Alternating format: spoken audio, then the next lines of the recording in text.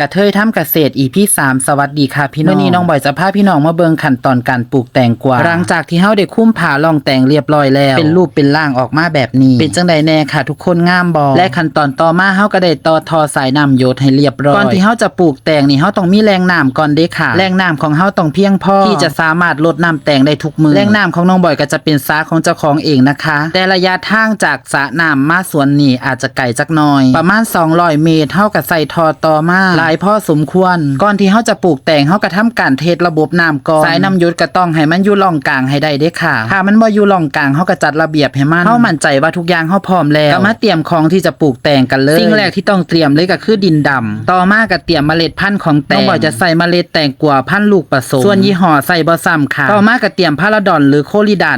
น้องบอยจะแกะถุงออกใส่ขวดแล้วก็จ่อปากขวดไว้แบบนี้ต่อมาก็แกะเมล็ดแตงออกมาใส่ถ้วยน้อยๆไว้ค่ะมื้อนี้น้องบอยจะใส่เมล็ดแตงเป็น2ยี่ห้อของเฮาพร้อมแล้วก็เริ่มปลูกกันเลยน้องบอยก็สิใส่ไม้ที่มีขนาดพอดีเอาไว้สำหรับจ่อหลุมของเฮาบ่ได้เฮ็ดหลุมใหญ่มากห้ามลึกห้ามตื้นจนเกินไปน้องบอยบ่ได้ออกแห้งหลายเด้ค่ะแค่เอาไม้จุ่มๆลงก็เป็นหลุมแล้วเฮ็ดแบบนี้ไปเรื่อยๆค่ะจนสุดร่องถ้าหลุมใดรู้สึกว่าดินมันน้อยน้องบอยก็เอาดินมาใส่แบบนี้ค่ะเพราะว่าถ้ามันลึกจนเกินไป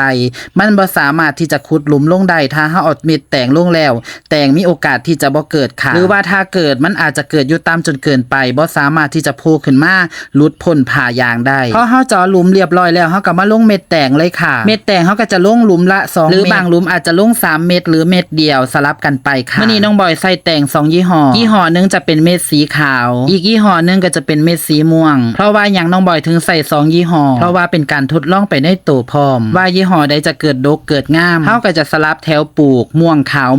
แล้วเฮาก็จะรอเบิ่งผลผลิตว่ายี่ห้อใดมันจะดกจะงามกว่ากันส่วนต่อไปเฮาก็จะได้เลือกยี่ห้อนั้นถือว่าเป็นการลองผิดลองถูกด้วยตัวของเฮาเองมื้อนี้อากาศเป็นสีครึมๆบ่มีแดดน้องบอยก็เลยบ่ได้ใส่ฮอดหมวกค่ะการปลูกบ่แม่นเจาะหลุมยาวไปเที่ยเดียวเด้อค่ะทั้งเจาะไปน้ำทั้งปลูกไปน้ำปลูกได้แถว2แถวแล้วเฮาก็น้ำดินดำมาถมเลยตอนเฮาถมเฮาก็กาประมาณเอาค่ะถมบ่หลายจนเกินไปหรือน้อยจนเกินไปนะคะกำใส่แบบพอดี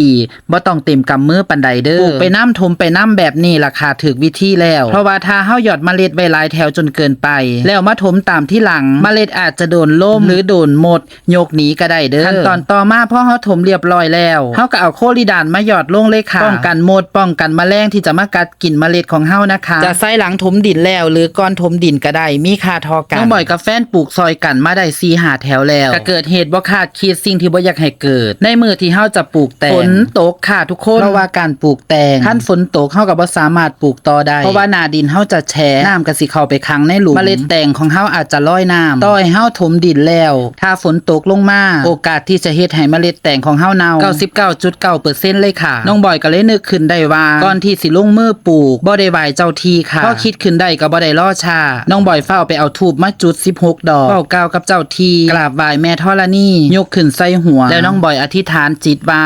สาธุเด้อแม่ธรณีเจ้าที่เจ้าทางปู่ย่าตายายที่รักษาบริเวณแห่งนี้ลูกหลานมาขออาศัยพึ่งบุญบารมีทำมาหากินปลูกแตงกวาในมื้อนี้ขออย่าให้ได้มีฝนตกโดยเถิดสาธุจากที่ฝนตกลงมาพี่น้องบ่อยากสิเสียมืดฟ้ามัวดินมาแดดออกแจ้งจางปางจากที่ต้นคลิปน้องบอยบ่ได้ใส่หมวกบ่ได้ใส่ผ้าห่อหน้าก็จนว่าได้ใส่หมวกได้ใส่ผ้าห่อหน้าไม่พุ่นล่ะพี่น้อง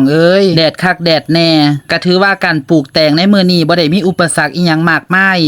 ราบลื่นผ่านพ้นไปด้วยดีก็พากันปลูกซอยกันจนว่าเสร็จสิ้นแล้วค่ะทุกคนค่ะ